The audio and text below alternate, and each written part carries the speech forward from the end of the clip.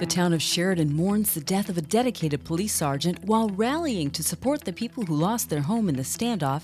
And a new bill would create 2 hunting seasons for 2 different deer. We'll take a look at these stories and more today from Wyoming's largest news organization. I'm Wendy Corr for Cowboy State Daily.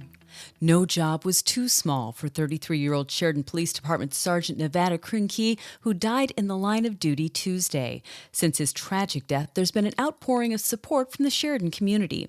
Cowboy State Daily's Pat Mayo spoke with Justin Rohrer, the principal of Sagebrush Elementary School, who says the students and staff are sharing the community's sadness. Krincke visited the school last week to visit students and applaud their accomplishments. Sheridan is a community that everybody knows somebody that knows that person. It's just kind of how it is too. So it's definitely hit home, and all parties involved just grieving a lot of loss across our community. Krincke leaves behind a wife and a 3-month-old baby.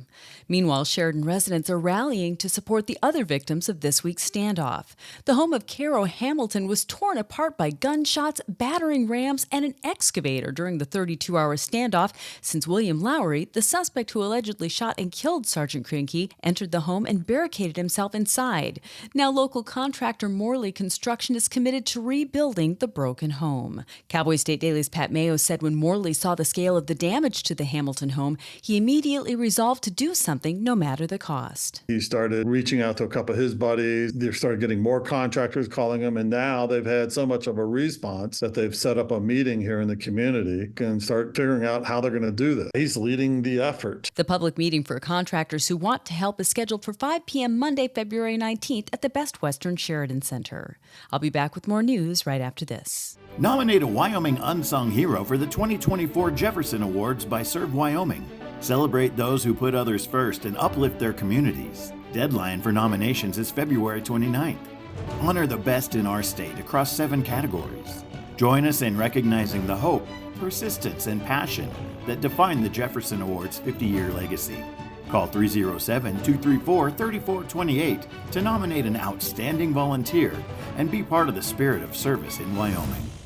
In the Wyoming legislature, the Wyoming House passed a measure to fund the state's 2 988 suicide hotline call centers, getting the necessary 2/3 majority by a single vote. The bill proposes to permanently fund the call centers located in Grable and Casper with a $40 million influx of money. Cowboy State Daily's Leah Wolfson says it's impossible to prove the effectiveness of the call centers, but since they were established in 2020, Wyoming has gone from having the highest suicide rate in the country to the 3rd highest as of 2022. These call centers have experienced a great uptick in calls. In 2023, they had a 62% increase in their call volume. And Wyoming's suicide rate has improved at the same time that these call centers have been increasing their services. So it's impossible to prove a direct correlation between the call centers and decreasing suicides, but it's a very positive sign. Opponents of the bill say they want to see more evidence that the call centers are really working and would rather permanently commit $40 million given Wyoming's fluctuating economy.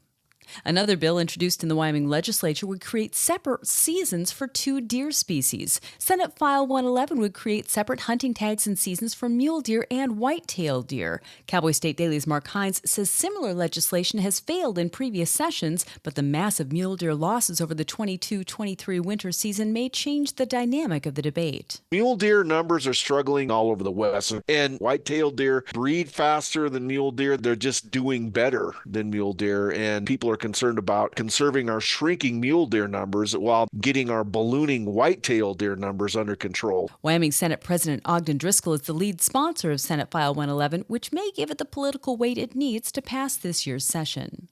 And 2 Rock Springs parents suing Sweetwater County School District No. 1 don't want to settle. Sean and Ashley Willie allege the district policy and school personnel socially gender transitioned their teenage daughter behind their backs. As their lawsuit enters the discovery phase, Cowboy State Daily's Claire McFarland said the chances of a settlement are slim. Ashley Wiley conveyed through her attorney at a conference Monday that she doesn't think she can settle with the school district. It would take, according to the attorney, a very good faith effort to come to the table and draw up a settlement. U.S. Chief Magistrate Judge Kelly Rankin scheduled a 7-day jury trial to begin March 24th, 2025. And that's today's news. Get your free digital subscription to Wyoming's only statewide newspaper by hitting the subscribe button on CowboyStateDaily.com. I'm Wendy Corr for Cowboy State Daily.